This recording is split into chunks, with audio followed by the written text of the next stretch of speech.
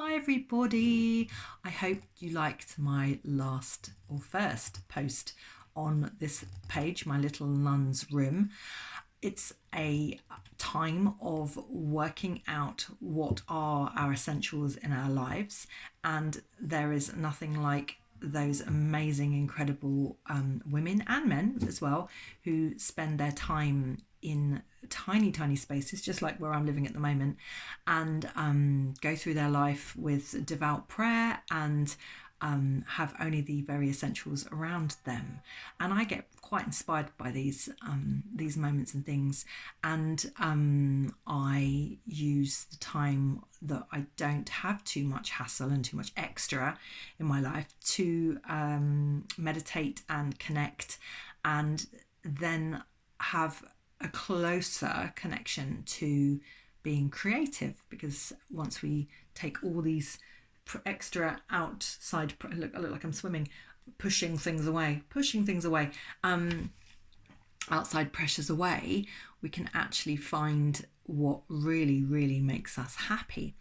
So one of the things that I came up with during this clearance time is something called a mindful jar. I'm sure there's loads all over the globe, loads of people who've done this too at some point. I have a feeling that I'm going to cite this to Elizabeth Gilbert, who came up with the jar of moments, where you put in a special moment every day of something that you're grateful for, and then you open it at the end of the year and have a look through, which is a really beautiful idea. And Elizabeth Gilbert is one of my main sources of comfort in my life. She's led me to do some incredible things. I even went to Bali, and in fact I won a plane ticket to go to Bali, and took a good friend of mine, Momtaz. So anyway, I've come up with this mindful jar. So let me show you it. It is just a jar, very simple, with a lid. This actually had the most amazing bath salts in, that I had a bit of an obsession about, because the smell was just to die for. They were peppermint and rosemary, and I'm just gonna have another sniff again now, because there are actually some left still in the it's just we'll talk about smelling salts in the, these 18th century, these earlier times where people needed a sniff. No wonder it revived them, because it's just so gorgeous. So anyway, I've got a few of the smelling salts left in the bottom of this jar. And then what I did was I wrote down all sorts of different things that people could get up to on a daily basis, including myself. This is actually my one, but I haven't opened it yet. I've had it on my desk in my little nun's room with all my essentials. I've decided that I'm going to go through a few things, let's say the majority of things that I've got in my room, and share with you little stories that I have. And so I haven't opened this. It was almost like a case of emergency.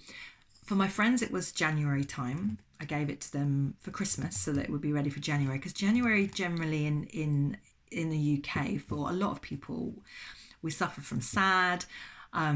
We have very terrible weather. There's nothing really necessarily to look forward to unless you follow different calendars. For instance, I went to a Phoenician New Year party in January.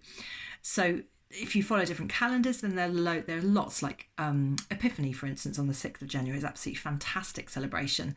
So, but if you don't follow those things, then January can be pretty bleak, especially if we're told to take our Christmas decorations down, which actually I think we should keep up, especially all the sparkly twinkles.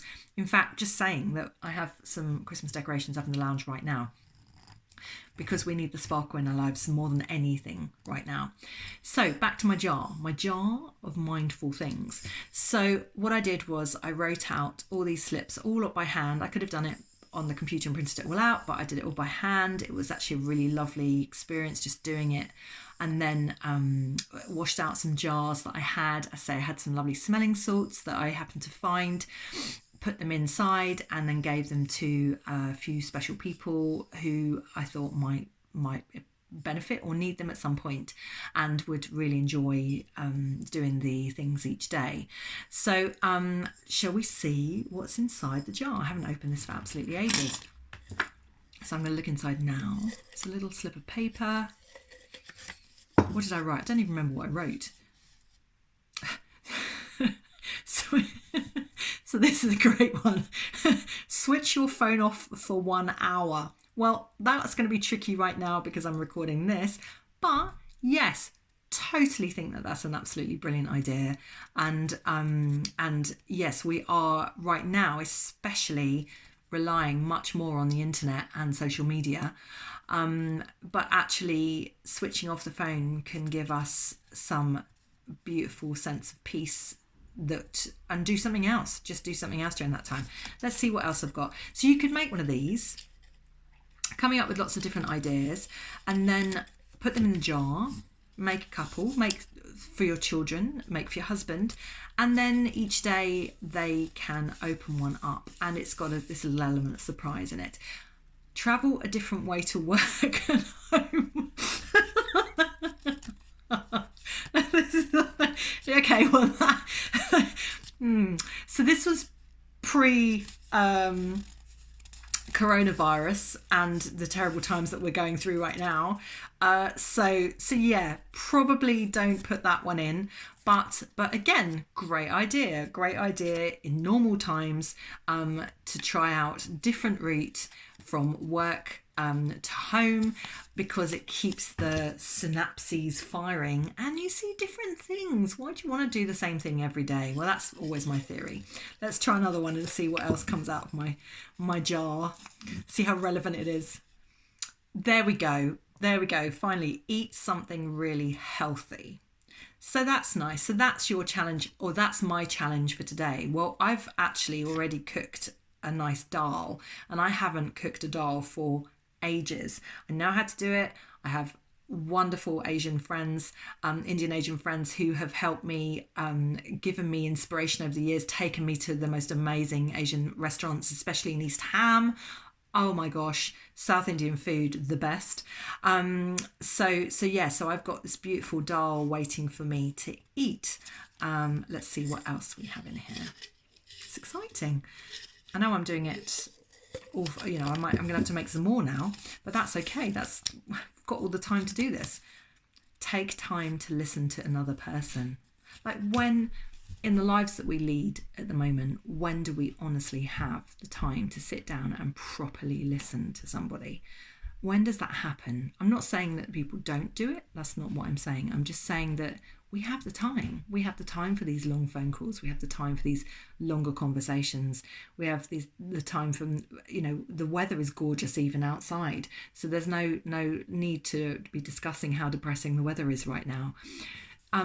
It's a really useful one, perhaps during this time that we're living in right now, that we're going to actually start to be more compassionate, thinking human beings. You can really tell when someone is a listener or not. I'd say I'm a pretty good listener, so feel free to chat and call, because I do like to listen. I think it's a skill you can learn. So here we go. This is a nice one. So clear your desk or declutter your space. So that is something that we can all do right now. I think loads of people are giving everything a really, really good clean. I've done the same. I've got this beautiful chest of drawers in my room. I've got a single bed, like I said, my beautiful antique chest of drawers, which has lots of different special things in it. And I went through it the other week and did a good clean out before I even knew really that this was going to be on lockdown.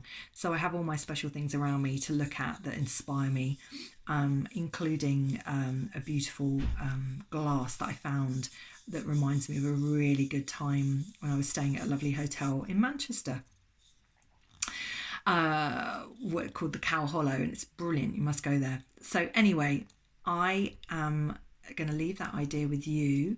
But before I go, I'm just saying, you might have noticed that I do have a festive jumper on right now. So the original post for this was going to be about Christmas and the idea of reliving Christmas every month until we're all back up and running. But then I thought about the idea of Christmas. It's not Christmas, it's more festive traditions. So today being the 24th, if we go back to December, obviously that would be Christmas Eve, and then tomorrow would be Christmas Day.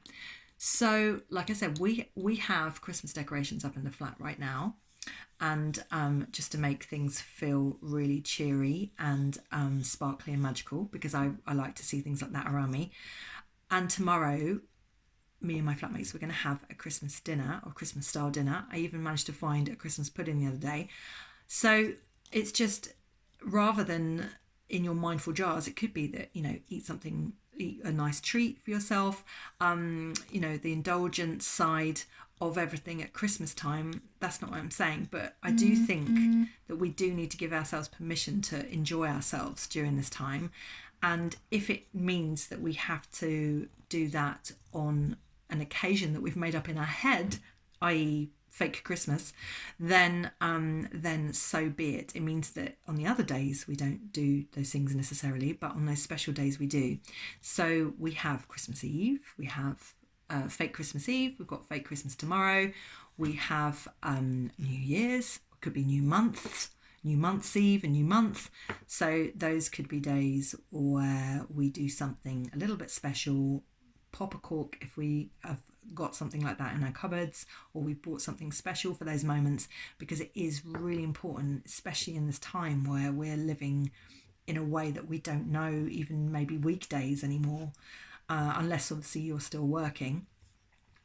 So it's good to celebrate when you can. So I'm just going to leave you with that, a little mindful jar. Make up some ideas, knowing what you've got around the house. It could be for your husband, it could be for your children. Do one for yourself. As I said, I've got it and I completely forgot. You do forget what you put in there. Just a little treat every day, just a little bit of magic in the everyday routine of being at home during this self-isolating and social distancing times. Sending love.